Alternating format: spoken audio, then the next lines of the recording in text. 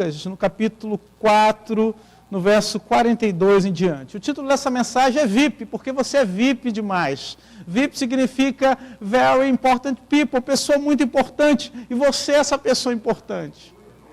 A igreja é importante para o Senhor. Talvez, você esteja animado aí, imaginando, meu Deus, sou VIP demais, E nós vivemos num tempo assim, onde nós cada vez mais queremos exclusividade, onde cada vez mais somos selecionados ou classificamos as pessoas por aquilo que elas possuem, por aquilo que elas têm, E enquanto que Deus nos classifica por quem somos nele. Então, quero compartilhar com você aquilo que está em Lucas, verso 42 do capítulo 4, que diz: quando amanheceu, Jesus saiu e foi para um lugar deserto. As multidões o procuravam, foram até junto dele e não queriam deixar que ele fosse embora. Jesus, porém, lhes disse: é necessário que eu anuncie o evangelho do reino, também nas outras cidades, pois foi para isso que fui enviado, e pregava nas sinagogas da Judéia. Amém? Que o Senhor nos abençoe. Queridos, nós precisamos nos situar aqui sobre que manhã é essa. Amanheceu, a Bíblia começa dizendo. Ou seja, as trevas se dissiparam. Fez-se a luz. Jesus, aqui no início do capítulo 4, você vai ver, a Bíblia diz que o Espírito conduz o Senhor para o deserto para ser tentado pelo diabo. E lá no deserto, o Senhor Jesus é tentado, com Satanás oferece, mostra, tenta o Senhor para que ele transforme pedras em pães, tenta o Senhor com as riquezas do mundo, tenta o Senhor o colocando no pináculo do templo e falando para que os anjos o protegessem, o guardassem. Logo em seguida, Jesus, ao resistir à tentação, ao afugentar Satanás, o Senhor entra numa sinagoga. Porque a igreja, ou o ministério de Jesus começa na igreja. O ministério de Jesus começa com aqueles que buscam a Deus. O ministério de Jesus começa com aqueles que estão em contato com a palavra de Deus. E o Senhor então prega a sua primeira mensagem numa sinagoga, no lugar onde estavam as pessoas que iam buscar ao Senhor. No lugar onde estavam as pessoas que iam ao encontro de Deus. Deus, querido, começa falando com a igreja. O chamado de Deus é para a igreja. O chamado do Senhor é para você que está aqui nessa noite. É para você que ouve essa mensagem. Mas essa mensagem não é para ficar aqui. Mas essa mensagem não é somente para aqueles que vão à igreja. Mas ela começa com a igreja. O chamado, os sinais, eles são demonstrados e evidenciados para a igreja do Senhor, para aqueles que são os chamados de Deus, os profetas de Deus, porque a Bíblia diz que Deus não faz nada sem antes revelar aos seus profetas, sem antes revelar aqueles que são os escolhidos, os chamados por Deus, aqueles que fazem parte da igreja do Senhor. Logo depois, do Senhor Jesus estar na sinagoga, ele entra num lugar muito difícil, irmãos. Ele entra na casa de Pedro, e cura a sogra de Pedro. Que maravilha, meu irmão. Um dos primeiros milagres de Jesus, aliás, o primeiro logo em seguida do seu ministério, tenho certeza, claro, que antes a Bíblia vai dizer que o Senhor faz muitos milagres, mas ele começa curando a sogra do Pedrão. Que coisa maravilhosa. O Senhor Jesus falou: não vou te dar paz, Pedro, pode ficar tranquilo. E começa curando a sogra de Pedro. A Bíblia diz que ela é curada e ela logo, imediatamente, começa a servir a Jesus. Porque tudo que Deus faz na tua vida tem um propósito. Tudo que Deus faz contigo tem um propósito. E a Bíblia diz que aquela mulher servindo ao Senhor, muitas pessoas ouvindo que o Senhor Jesus estava lá, e já estava o sol se pondo, as pessoas começaram a ir para aquele lugar, e o Senhor Jesus curou aquelas pessoas, o Senhor Jesus expulsou demônios, e o Senhor começou ali um trabalho de restauração. Um trabalho de restauração naquele lugar, durante a noite toda. Até que escureceu, todos foram dormir, né? E o texto que começamos a ler aqui no verso 42 diz: quando amanheceu, quando as trevas se dissiparam, quando era possível enxergar, quando o novo ânimo chegou nos corações. Não é assim quando começa um novo dia? Não sei com você, mas comigo, quando começa um novo dia, eu falo: Senhor, é uma nova oportunidade que o Senhor me dá. É uma nova chance que o Senhor me dá.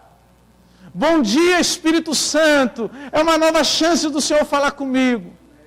É um novo tempo, é tempo de eu me arrepender. As suas misericórdias se renovaram sobre a minha vida. É tempo de eu fazer tudo novo, fazer tudo diferente. É tempo de recomeçar, porque amanheceu. Quando amanhece, nós temos um novo ânimo. É o melhor horário para praticarmos atividade física. É o melhor horário para nós estudarmos. É o melhor horário, é o tempo, o momento que nós estamos, na maioria das vezes, mais ativos. É o momento em que nós podemos dedicar qualidade. E é nesse momento, o Senhor Jesus estava no lugar deserto orando, falando com o Pai. O que nós temos feito no nosso tempo de qualidade? Ou, em outras palavras, será que nós temos entregado tempo de qualidade com Deus? Ou será que o tempo que temos entregue para Deus é o tempo que a gente está lavando a louça? Ou será que o tempo que nós temos entregue para Deus é o tempo em que a gente está distraído, está desligado? É o tempo que a gente está fazendo alguma outra atividade? Ou ainda temos um tempo de qualidade com o Senhor? É diferente, irmãos. É bom a gente estar fazendo uma coisa, ouvindo a palavra de Deus, né? Às vezes eu gosto de pedalar, vou pedalando, ouvindo louvor, é bom, mas existe um tempo, o Senhor quer um tempo de nós a sós. Um tempo a sós com Deus. Um tempo de qualidade com Deus. Porque podemos ter um tempo com a nossa família, podemos estar presentes dentro da casa, mas não ter tempo de qualidade com a nossa família. Podemos estar na casa distraídos. Podemos estar naquele lugar onde todos estão presentes, mas o nosso coração e a nossa mente estão distantes. Podemos até estar no culto, mas não vermos Deus, não ouvirmos Deus, não falarmos com Deus. Podemos estar no lugar onde Deus se revela, no lugar onde Deus fala, no lugar onde Deus se manifesta, e Deus não fala conosco. E daí, Deus fala com todo mundo, e a gente diz: mas eu não senti Deus, eu não ouvi Deus, eu não vi Deus nesse lugar. Naquele momento em que as multidões disseram: o Senhor está aqui, elas falaram: vamos atrás de Jesus, vamos atrás do Senhor, porque ontem à noite foi bênção, ontem à noite o culto foi maravilhoso, ontem à noite na casa do Pedro aconteceram grandes milagres, e aquela notícia se espalhou, e as pessoas foram atrás de Jesus, e encontraram Jesus no deserto. E a mensagem de Jesus, né, para aquelas pessoas é: olha, infelizmente eu tenho que ir embora. Infelizmente o que eu fiz não é exclusividade de vocês. Infelizmente os milagres que eu realizei não é exclusividade da casa de Pedro. Vocês são muito importantes para Deus. Mas existe um povo que eu ainda quero resgatar. Vocês são muito importantes para o Pai. E às vezes o nosso sentimento é esse: fica aqui, Jesus, está tão gostoso. Fica aqui, Senhor, você é nosso, Jesus. Está tão bom, Senhor, na tua presença. A realidade, vamos falar a verdade, irmãos, é que a gente quer Jesus somente para nós. Ah, Senhor, o Senhor é nosso. Porque Jesus representa a cura, Jesus representa o milagre, Jesus representa a esperança, Jesus representa a segurança, Ele representa a fartura. nós falamos, Senhor, fica com a gente. É tão bom ficar na tua presença, Jesus. É tão bom quando o Senhor está conosco. É tão bom ver os milagres que o Senhor realiza. Ah, Senhor, é tão bom ver, Senhor, quando o Senhor toca e as pessoas são restauradas. É tão bom. Fica aqui. E às vezes caímos na besteira até de falar, Jesus está só nesse lugar. Já viu alguns irmãos assim, no rádio, na televisão? Você não viu não, né? Só eu que vejo. Que ele diz assim, ó, procure a minha igreja perto da sua casa. Procure a igreja da minha denominação perto da sua casa. Porque é lá que Jesus está. Porque Deus está aqui, porque a mão de Deus está nesse lugar, porque é Deus que faz aqui e não faz em outros lugares. E às vezes, irmãos, parece que Jesus é a exclusividade de alguns. Parece que Jesus é o produto que pode ser vendido somente por algumas pessoas. Mas o Senhor Jesus está dizendo, eu não sou exclusividade de vocês, eu sou para aquele que chora, eu sou para aquele que precisa, eu sou para aquele que necessita, aquele que está nesse momento sofrendo, é para isso que eu vim. Eu fiz uma obra aqui, eu fiz algo maravilhoso nesse lugar, mas tem mais que eu ainda preciso fazer. Tem mais pessoas que eu preciso encontrar. Eu deixo vocês nesse lugar com uma bênção. E aqui o Senhor Jesus define o propósito do seu ministério. Ele diz, olha, é necessário que eu anuncie o evangelho do reino de Deus, também em outras cidades. O evangelho do reino de Deus. Em primeiro lugar, o Senhor precisava, e o propósito de Jesus era proclamar, anunciar esse evangelho, essa palavra. Nós precisamos nos lembrar do texto de João, capítulo 1, que no princípio era o Verbo, e o Verbo estava com Deus, e o Verbo era Deus. A boa notícia, o evangelho, era o próprio Deus, era o próprio Jesus. Ele é a própria palavra. Ele é o Verbo encarnado. Ele é a boa notícia. A boa notícia. A boa mensagem, as boas novas. Que o reino de Deus chegou. E como seria a base desse reino? Porque aqueles que estão próximos ao reino, aqueles que são mais chegados do reino, seriam, teoricamente, os mais importantes no reino. Porque no reino há uma classificação. Ao rei, ao príncipe, a toda a realeza, aos plebeus. Mas o Senhor está dizendo, eu vim para pregar um reino diferente. Eu vim para anunciar um reino que não é deste mundo. Um reino que não pode ser, muitas vezes, entendido pela razão, mas revelado pela palavra. Revelado pela palavra de Deus. E quando olhamos, queridos, o início do capítulo 4, quando o Senhor Jesus é tentado por Satanás no deserto, nós vamos ver que a base desse reino é diferente da forma como a maioria dos reinos se apresenta. A gente vê, por exemplo, quando Satanás tenta Jesus, falando para que ele transformasse pedras em pão. Na realidade, o Senhor Jesus, ao rejeitar esse caminho, o Senhor Jesus estava rejeitando o caminho do populismo.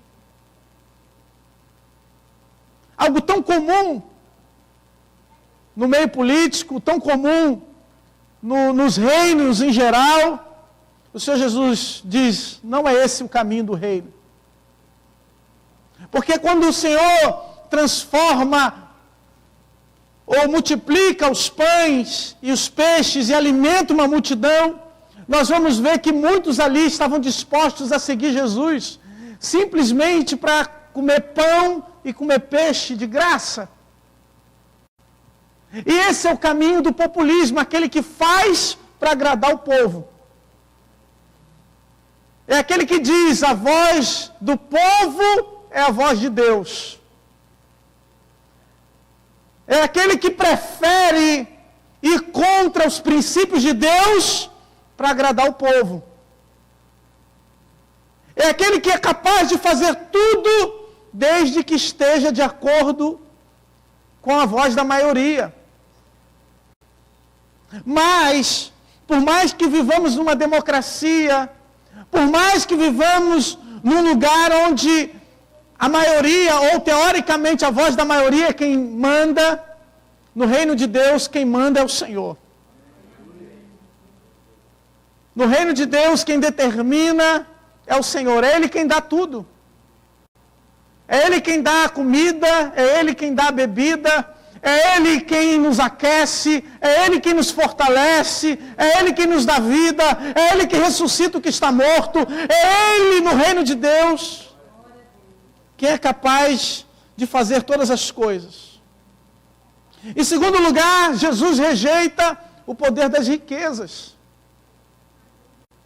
Quando Satanás diz: olha, se prostrado me adorares, tudo isso eu te dou. Jesus diz: não. E ele rejeita o poder que pode ser adquirido, ou o poder político, o poder humano, a influência do dinheiro, a influência dos recursos, que sabemos que pode ser muito poderoso, que pode atrair muitas pessoas, ou muitos se vendem por causa desse poder. E o Senhor Jesus diz: o reino não é baseado nisso. O reino de Deus não é baseado em quem dá mais.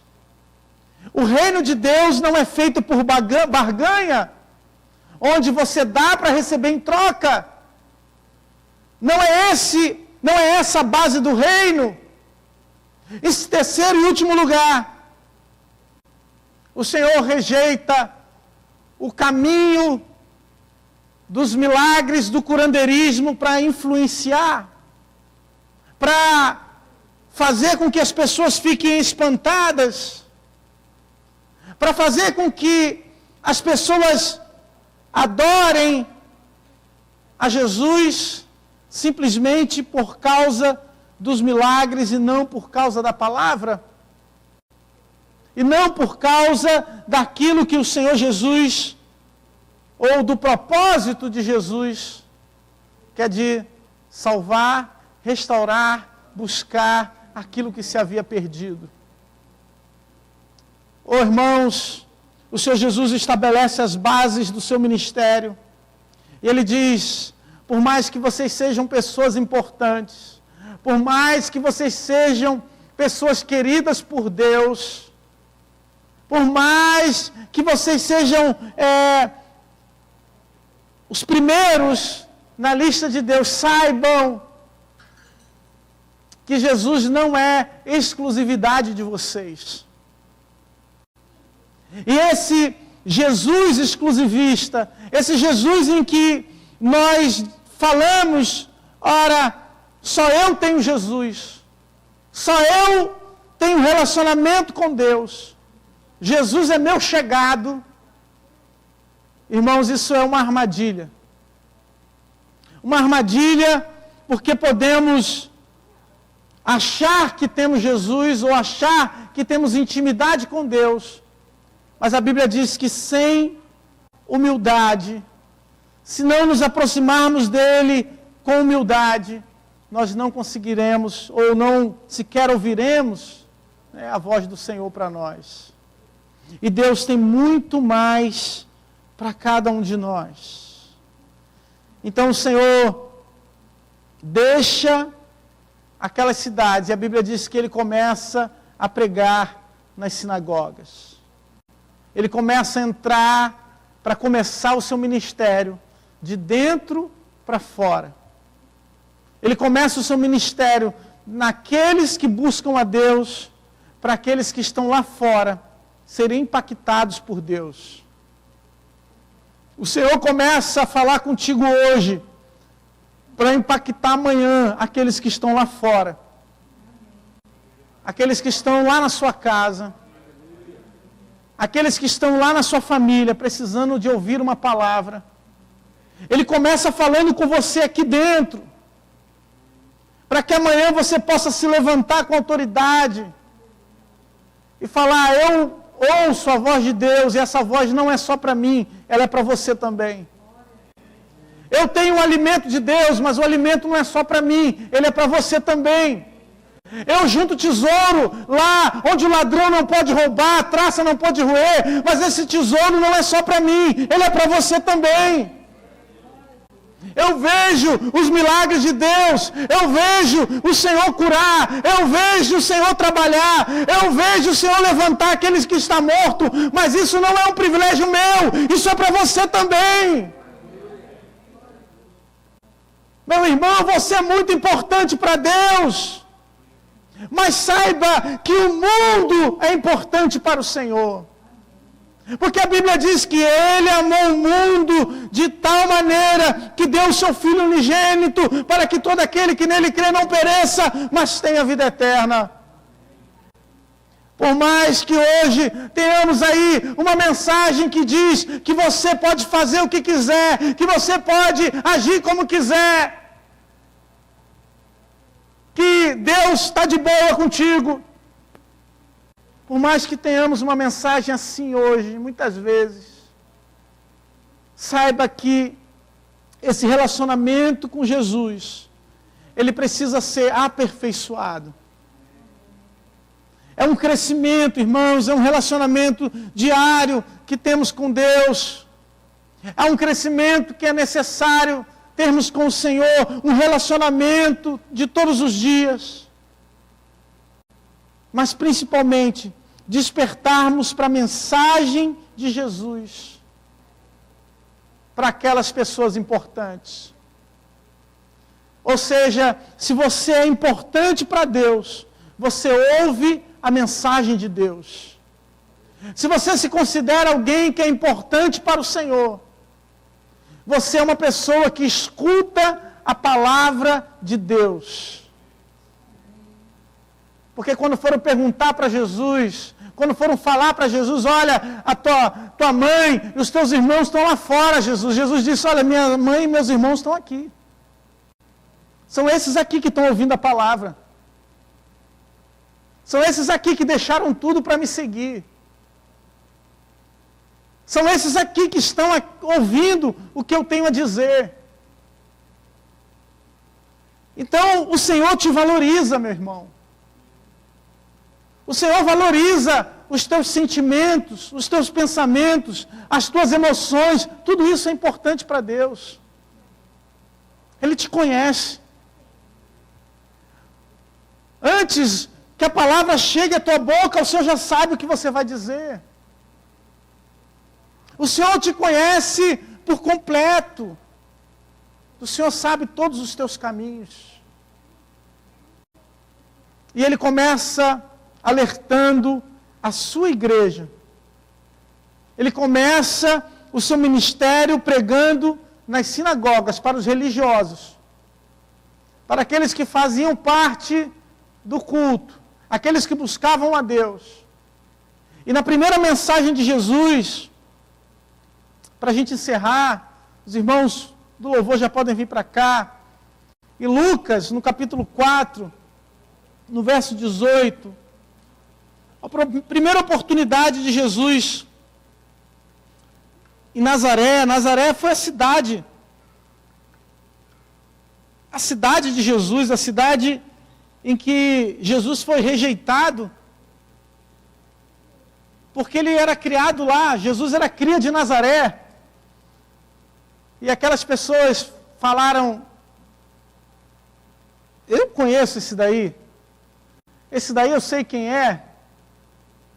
E foi na sua cidade, Nazaré, que ele abre o pergaminho no livro do profeta Isaías, e a partir do verso 18 ele diz, ele lê o texto dizendo, o Espírito do Senhor está sobre mim, porque Ele me ungiu para evangelizar os pobres, enviou-me para proclamar libertação aos cativos e restauração da vista aos cegos, para pôr em liberdade os oprimidos e proclamar o ano aceitável do Senhor. Aleluia, Jesus. Meu irmão, você é tão importante para Deus, que Deus foi capaz de dar o seu único filho por amor à sua vida. Você é tão importante na escala de Deus, que o nosso irmão leu aqui no momento do ofertório, que ele não teve por usurpação ser igual a Deus, mas ele se esvaziou de si mesmo, assumiu a forma de servo e morreu na cruz por você, porque Ele te ama. Nós somos importantes para Deus a esse ponto. Não porque tenhamos alguma coisa, não porque pagamos uma assinatura, não porque pagamos mais para sermos pessoas importantes, mas porque o preço que foi pago foi tão alto por você, por todos nós, que revela quão grande é o amor de Deus por nós. Você é importante, assim como toda a humanidade é importante para Deus. Nós temos o costume de classificar as pessoas. E para isso, nós identificamos aqueles que têm uma condição especial, temos aqueles que têm exclusividade. Hoje, alguns irmãos, dependendo da idade dos irmãos, tem irmão que não pode ver uma fila de idoso, irmão. Não, já tem 60, é 60 anos ou é 65, irmão? Já tem 65, aí está lá, a fila do idoso tem 10, a outra fila tem 2. Não, mas eu sou idoso, eu tenho que ficar aqui. Irmãos, às vezes, nós queremos muita exclusividade, mas no reino de Deus todos nós somos iguais. Aos olhos de Deus não há acepção de pessoas. Aos olhos de Deus todos nós somos carentes da sua graça, da sua misericórdia e do seu perdão. Todos nós precisamos que Ele estenda a mão para nós, porque somos igualmente pecadores. O irmão falava comigo, pastor, essa tua... Cadê o irmão? Está ali. Ele falou, pastor, esse colarinho aí da Igreja Católica. Eu falei, não, irmão. Eu falei, irmão, na realidade é o contrário. E esse colarinho aqui, ele não dá a volta completa, Eu falei, esse colarinho aqui está fora do padrão. Porque o colarinho original simbolizava uma corrente no pescoço, que era indicando que aquele era um servo de Deus. A corrente tem que dar a volta, esse aqui não dá a volta, vai só até aqui. Irmãos, somos servos de Deus, servos do Senhor. E às vezes nós queremos que o Senhor nos sirva. Somos curados, somos abençoados, somos ressuscitados às vezes. E quando Deus faz isso, nós ficamos gratos. Mas em que nós temos servido a Deus? A sogra de Pedro já começou a servir. Não deu desculpa. Ela já começou a pegar as panelas. Já fico imaginando aquela mulher pegando as panelas, começando, que tem irmã aí que é uma bênção. Ela multiplica dentro de casa. Frita linguiça. Faz farofa de ovo. É uma maravilha. Tudo que eu gosto, irmão? Farofa de ovo com cebola ainda. Jesus. Irmãos, a gente se esforça tanto para o nosso trabalho, se esforça tanto para as nossas coisas. E a gente quer um evangelho para nós. Não. Mas Jesus está dizendo, eu preciso pregar a outras pessoas. Há outras pessoas à sua volta que precisam ouvir de Jesus. Há outras pessoas ao seu redor que precisam ouvir a mensagem. Pessoas que precisam de cura. Pessoas que estão aflitas. Pessoas que estão sobrecarregadas. Antes de nós servirmos a ceia do Senhor, os irmãos já podem vir para cá. Gostaria que você abaixasse a sua cabeça onde você está. Eu quero orar por você, talvez, que tenha entrado aqui hoje, assim, cansado, sobrecarregado, exausto.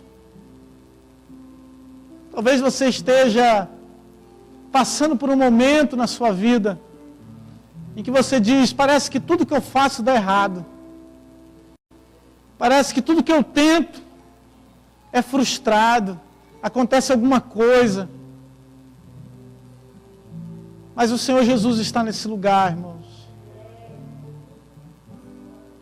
E o reino dele é baseado em justiça, paz e alegria no Espírito Santo. Se você for injustiçado, saiba que o Senhor é a tua justiça. Se você hoje está atribulado, saiba que o Senhor é a sua paz. Se você entrou aqui hoje entristecido, saiba que Ele é a sua alegria. Porque Ele pode mudar todas as coisas. Senhor, eu oro por essa pessoa que está aqui hoje, precisando de um milagre, precisando ser transformada, precisando de um recomeço, Senhor, precisando de restauração. Ajuda a perdoar, Pai. Ajuda a voltar atrás. Ajuda a um recomeço na vida dela, Pai. Em nome de Jesus. Em nome de Jesus. Minha irmã, meu irmão, se você colocar o seu coração diante de Deus, saiba que há uma nova chance do Senhor para você. Há uma nova chance porque você é importante para Ele. Em nome de Jesus. Amém. Nós vamos servir o cálice. Pega esse pão. A Bíblia diz que Jesus é o pão da vida. O pão é o nosso sustento, é o nosso alimento. É essencial que nos alimentemos. Sem comida nós morremos. Sem Jesus nós não temos vida. Sem Jesus a Bíblia diz que estamos mortos nos nossos delitos e pecados. Se não for Ele, o seu perdão, a sua graça, nós há muito tempo já teríamos perecido. Mas Ele com misericórdia nos atraiu. Com seu amor, Ele nos conquistou. Ele nos levou, nos trouxe para junto de si. E hoje, esse pão que alimentou um povo no deserto, esse pão da vida que morreu numa cruz por você, é o mesmo que pode te curar. É o mesmo que já te deu todas as forças necessárias para que você pudesse ter vida, e vida em abundância, uma vida maravilhosa. Queria, irmão, que você colocasse diante de Deus uma área que você precisa de um milagre, que você precisa de uma restauração. Senhor, nós pedimos perdão, Pai, pelos nossos pecados. Pedimos perdão porque muitas vezes nós te ofendemos, ó Espírito Santo. Mas também suplicamos a Ti, Jesus. Tu és o autor da vida, Senhor de toda a criação. Te pedimos, Pai, cura, Senhor. Aquele que nesse momento está precisando de uma restauração na sua vida. Vá ao encontro do meu irmão, Pai, que nesse momento tem carregado uma cruz, Pai. Que nesse momento tem sofrido, tem chorado, tem passado verdadeiramente pela aflição, Senhor.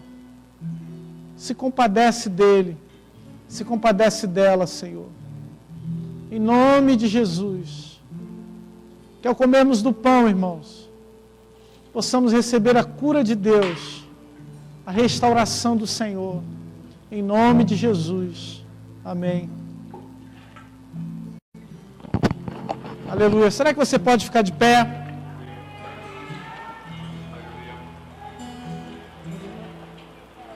Você pode abrir o cálice, abra com cuidado, para não derramar. Amém? Aleluia. Uma das características do reino é a alegria. E por mais que o Senhor Jesus tenha derramado o seu sangue na cruz por nós, ao terceiro dia Ele ressuscitou. E a alegria da ressurreição, a alegria de ver que as promessas de Deus se cumprem, é aquilo que nos motiva a continuar. É o que nos motiva a ver que no domingo de manhã, quando também as trevas se dissiparam, aquelas mulheres foram ao sepulcro e não encontraram nada. O Senhor Jesus não estava lá, porque a morte não pôde conter, a morte não pôde segurar Jesus. E hoje Ele está vivo, está aqui nesse lugar, está aqui para falar contigo, está aqui para revelar a sua bondade, mas também para trazer alegria ao teu coração. Porque todo deserto tem oásis, meu irmão. Todo deserto tem dificuldade, tem choro, tem luta, mas também tem codornizes que Deus manda. Também tem maná vindo do céu. Todo deserto tem aflição, tem batalha, mas todo deserto tem vitória. Talvez você esteja no deserto. Oh, mas é no deserto que Deus fala contigo. É no deserto que Deus se revela. Esse cálice representa, é símbolo do sangue de Jesus que foi derramado na cruz. O sangue que nos purifica de todo pecado, de todo mal. Que ao tomarmos do cálice, possamos ser cheios do Espírito de Deus, cheios da alegria e do revestimento do Senhor na nossa vida. Tomemos do cálice em nome de Jesus. Aleluia! Glória a Deus! Erga suas mãos e adora ao Senhor. Bendiga o seu santo nome, porque Ele está aqui.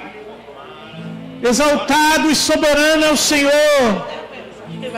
Bendito és tu, Senhor, entre as nações. Bendito és tu entre os povos, Senhor. Porque a tua vitória, Senhor, veio até nós. Porque o Senhor veio até este lugar, Senhor. Ó Espírito Santo, nós te bendizemos. Nós te exaltamos, Senhor. Porque grande és tu. Louvado, Senhor, é o teu nome, Pai.